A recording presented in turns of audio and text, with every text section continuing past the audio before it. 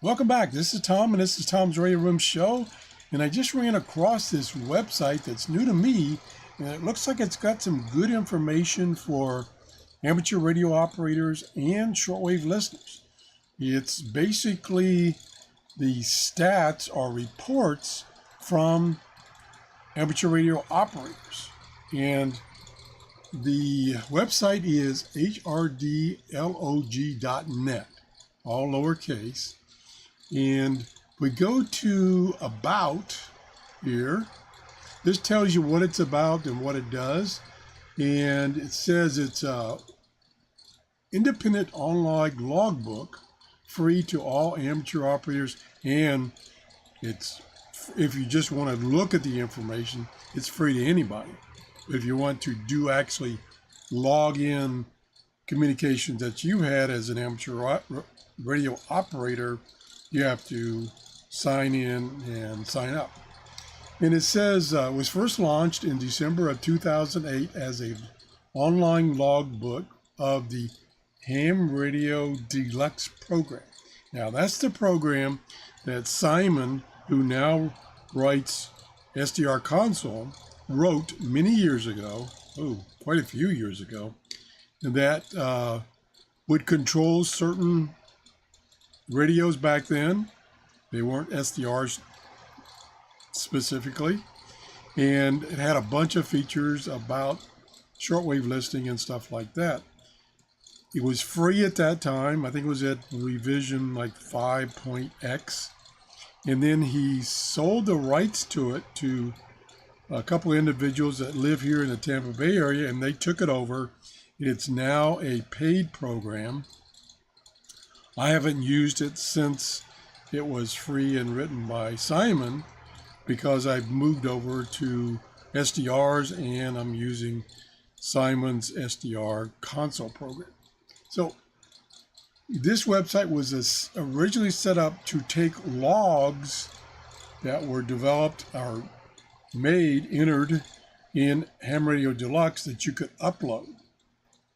Then he says it is now integrated with many log programs that do the same thing. And then one page on his website tells you of all the log programs that are integrated with this program as far as the data is uploaded or can be uploaded to this website.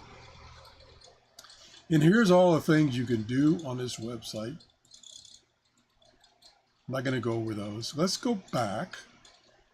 This is the main page again, and here's a listing of the last QSOs, or communications, that took place.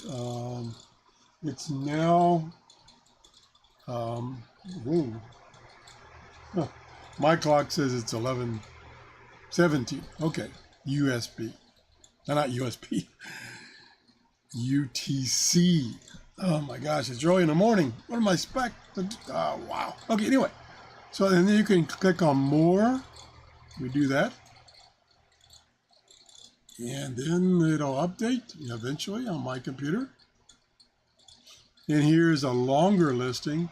And then you can make some selections of what band you want to show, what mode you want to show, and how far back you want to show. And this, the colors over here is an indication of what band the person was working when he had this communications. And here's their call sign and who they talked to, their flags, the start time, the band, again here, and the mode. A lot of digital mode. FT8 digital mode is very popular right now. Let's go back. And there's many pages on this website. I'm not going to even try to go over all of them. Just a couple of them I'm going to highlight. Now, if you come down here, and this is what caught my eye, is this map right here. And this is the last 1 hour of QSOs, or communications, by hams. And this will give you an indication of how active the bands are. And you can see right now, they've been pretty active. And then there's up here is the legend. And when you mouse over this, you get this little magnifying thing. So here are the bands. 80 meter band, 40, 20, by color coded. So for instance, you see a lot of yellow here. So you come up here and that's the 20 meter band. And then green is 40 meter.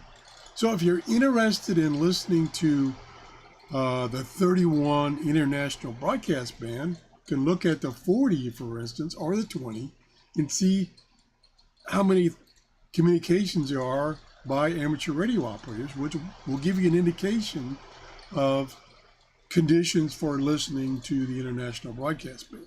And it also shows you where the communications was from and where it was to. So like right now, there's a lot of communications from the United States over to Europe and also over to Asia, depending on the band.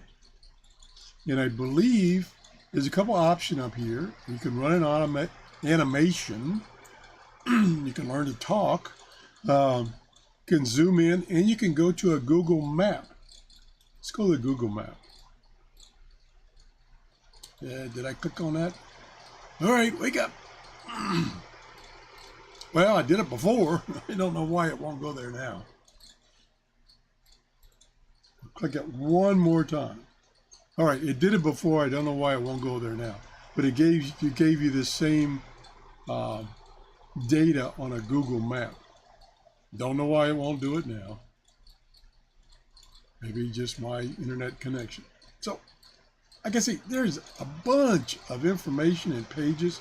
Here is the current activity versus the solar flux index, which you can see right now, it's 73. The noise is 26. And this is supposed to be current. I don't see a time or date on this picture. And you can't click on it to blow it up or enlarge it. I don't mean blow it up, excuse me. Bad choice of words. Whoops. I just moused over something. Oh. This is a de-expedition that's going on. You can look that up on Google, what a de-expedition is. And there's some contests that are going on right now. And so this is, like I say, I've just touched on the number of pages there are and the things you can do. Let's say, check this out. This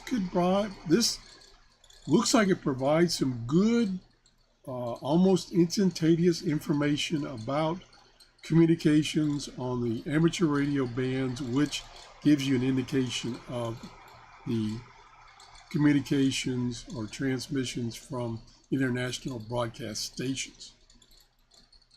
If you enjoyed this show, please give me a thumbs up. Thanks for watching and have a great day. Bye-bye.